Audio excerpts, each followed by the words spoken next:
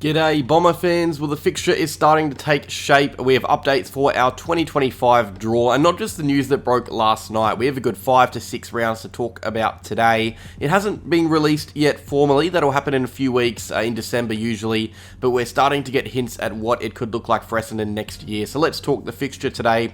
Here is everything we know about Essendon's 2025 draw so far. Alright, so yesterday a couple of bits of news broke. Funnily enough, I'd actually filmed and edited a reaction to the first bit, the gather round story, and then about an hour later this came out, so I had to delete that and do this one. So cheers for making me wait, Tom Morris. This one isn't confirmed yet, there is still some shaping up to be done, but it will be confirmed soon. Essendon is set to be a part of opening round, which, if you remember, takes place in the Rugby States before round 1 of the AFL season. It's a bit quirky. Last year we were shunned from it, I had no complaints there. This time around it's looking like we are invited, and we'll have to travel up north to face Gold Coast up at Metricon Stadium, or whatever it's called now. I can't keep up. I still call Marvel Etihad, so I don't know what Metricon is anymore.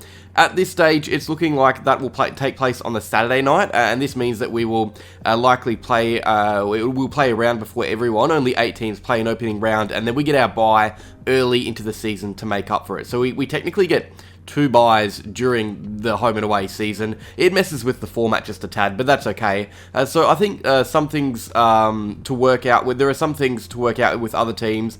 I don't think they've figured out who's replacing Carlton yet, or at least that news hasn't got through to Tom Morris. This is just, well, not rumours. Usually when fixture news breaks from a credible source, it's 99% accurate. It's either spot on or close to it. So I think we can back this in and lock in the fact that we are playing an opening round, which is fun, but it's not 100% confirmed yet. So yeah, we're probably going to be facing the Suns, who will be looking to get off to a fast start. And they obviously built a fortress up there last year. They rarely lost. They beat us twice last year, once after the Siren. So that's probably the reason why this game is built up, Essendon and Gold Coast. Some would have suggested GWS to be the better choice because of Jake Stringer, but that's okay.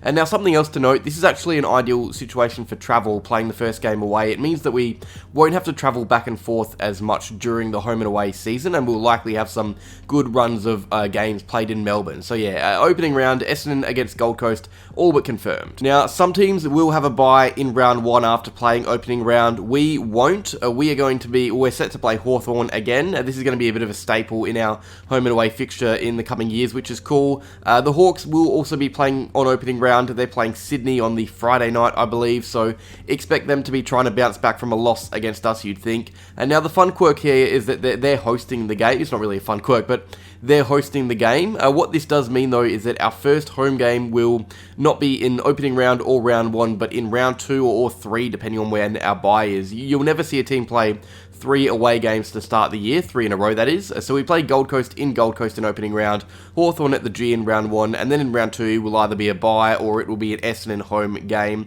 Now, without over speculating here, we can also rule out a few teams that we will definitely not be playing in our third game. It won't be Gold Coast or Hawthorn, obviously. It won't be Melbourne, Collingwood, Carlton or Richmond, so that is a third of the comp that we won't be going up against in rounds 2 or 3, but that doesn't really mean a lot, does it? Alright, gather round. A lot of fun. I'm obviously South Aussie, so I'll be there, and I suggest you guys should head out to it too if you haven't gotten to the first 2 editions. It's a boring city.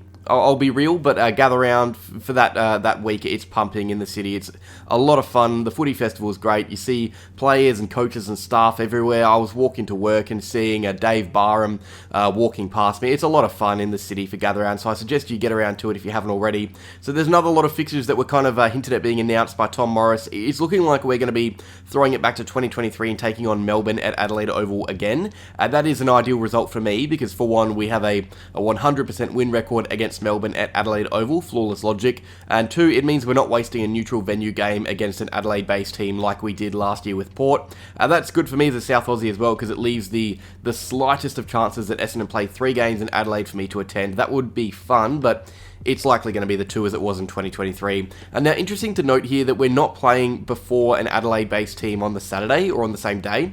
I remember back in 2023, it was a bit of a mess because we played Melbourne before the Dogs played Port Adelaide on the same day. That was the Saturday doubleheader, and it meant that most of the allocated tickets were to Port fans who didn't show up to see Essendon because it was bad weather, and I mean, why would you want to go see 2 games in rainy conditions? So our stadium was a bit empty for that game. That might not be the case here. although weirdly enough it does look like instead of the Adelaide Oval doubleheader it could be a triple header, which is wild. So we would be the last of those 3 games. There would be one in the afternoon, one in the evening, and then our game at night.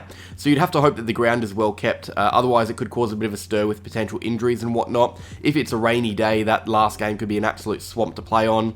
3 games in a row is not ideal for any sporting ground, but yeah, Essendon are set to play Melbourne again at Gather Round. Lock that one in. Right, ANZAC Day, nothing really that noteworthy here. It happens every year, but in 2025 it will be a Collingwood home game. That's what we can point out here. Every year it swaps back and forth, and last season we hosted, meaning next season it will be the Pies hosting us on ANZAC Day. That also means if we play twice, we will host the other match against the Pies. So Essendon will not be hosting ANZAC Day this year, Collingwood will. And on the flip side to that, Essendon and Richmond for Dreamtime at the G. Last year Richmond hosted, this year it'll be an Essendon home game, which makes it easier for our members to get good seats. Again, same logic as ANZAC Day, we switched the hosting rights back and forth to make it fair, so Essendon in 2025 will be hosting Dreamtime at the G, and it will hopefully be our 3rd win in a row after that massive losing streak. I mean, a loss against that Richmond team would be wild. They were dead last and lost even more players. You'd hope we get the job done. And to continue this pointless little discussion, King's Birthday Eve, Carlton will be hosting it next year. Same story.